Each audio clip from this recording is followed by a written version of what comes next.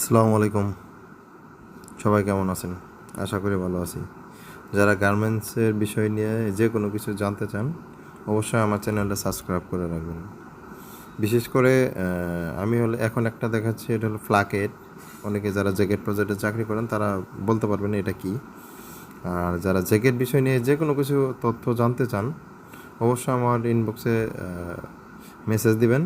আমি অবশ্যই এটার সমাধান দেব।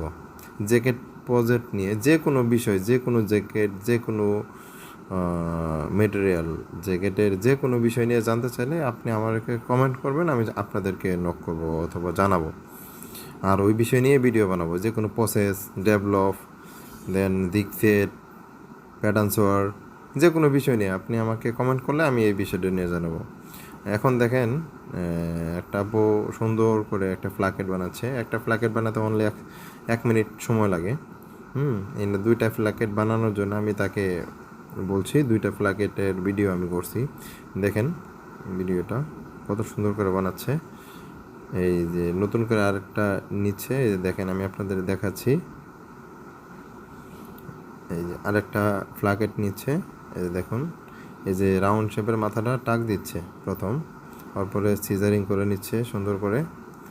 দেখুন এই যে এখন টপ সিন দিচ্ছে, এটা হলো 1/4 টপ সিন।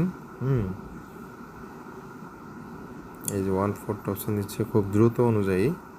দেখেন এই যে এই সাইডটাও রাউন্ড শেপ আসছিল, এই সাইডটাও সিজারিং করে নিয়ে এই যে 1/4টা দেখেন রাউন্ড শেপটা।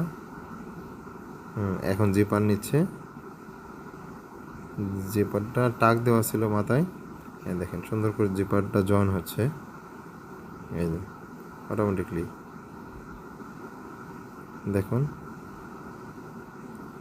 2 মিনিট 2 মিনিট 18 সেকেন্ড এই ভিডিওটায় 2টা ফ্ল্যাকেট বানাচ্ছে। তার মানে ঘন্টা 60 পিস বডি। দেখুন। থ্যাংক ইউ সবাইকে। আসসালামু আলাইকুম। খুদা